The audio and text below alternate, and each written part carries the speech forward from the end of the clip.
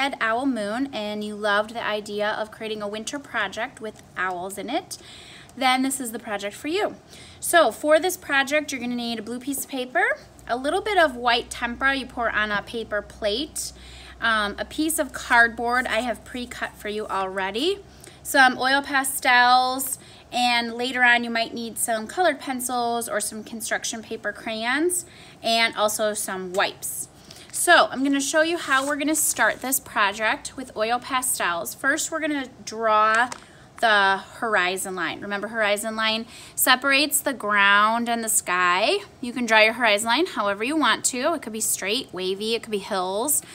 And then you're going to color in the whole bottom of your paper. All of the ground right up to the horizon line, all the way down to the bottom.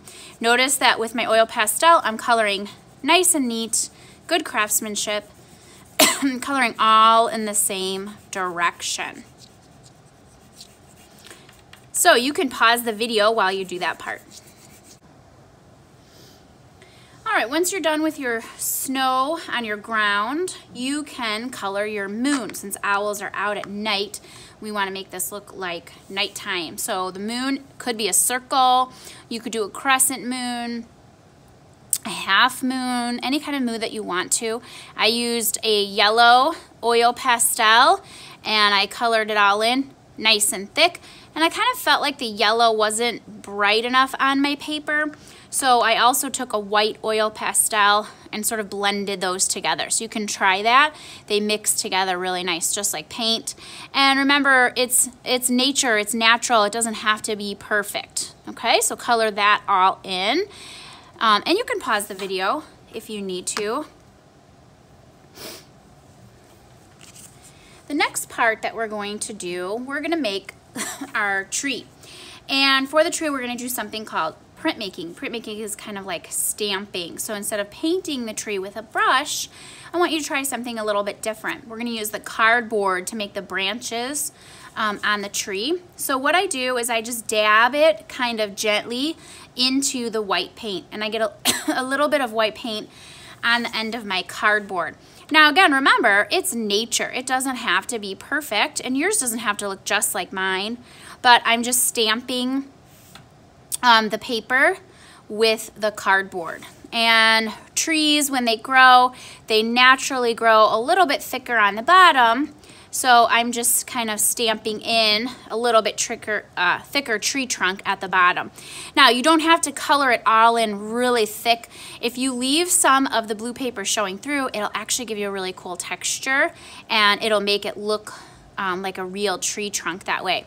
Then what I do is stamp kind of here and there the branches. Remember, we've talked about before that to make the branches, you're going to use the letter Y. So I just think about the letter Y, and it doesn't have to look exactly like mine. You make your branches however you want to. Do remember that you're going to add some owls or one owl to this project. So think about making a branch that's nice and thick that the owls will be able to sit on. So don't make it perfect, don't make it even. Maybe some branches are longer, maybe some branches are shorter. And you can pause it while you stamp your branches. Okay, the next thing that you're gonna do is a little bit messy, but it's also fun. You're gonna make the owls with your thumb. So you're just gonna take the end of your thumb and you're going to press it very lightly into the paint. I just got a little bit of paint on the end of my thumb. I didn't get too much. I don't want a big glob of paint. And I'm gonna print the shape of the owl body with my thumb. Again, it gives it a nice texture and it kind of makes it look like a real owl. Kind of makes it look feathery. You can make 3 owls, 2 owls, 1 owl. It's up to you. So when you're done stamping your thumb, then I want you to use the wipe to wipe all the paint off of your finger. Wipe all of that off and then throw that wipe in the garbage, and then you're ready for the next step. While you're throwing your wipe away, you can get a paintbrush. Get one of the skinny yellow paintbrushes. We're gonna use that to make the snow in the background. So you can pause the video while you stamp your owl bodies. Okay, to stamp the snow in the sky, we wanna make it look like a snowy day, like it's snowing in the sky. instead of using the brush to actually paint all of those circles, I'm going to use the back of my brush because it just happens to be a perfect round circle. So I take the back of my brush, I dip it gently into the paint, and then I start just kind of tapping on the snow. And you'll notice that the paint will start to kind of wear out on your brush or thin out, but that's good because you want it to look like nature. So you want your snowflakes to be uneven. You don't want them to all be the same. And when I'm putting my snow in the sky in the background, I'm not lining the snowflakes up like soldiers. I want them to look natural and neat and even.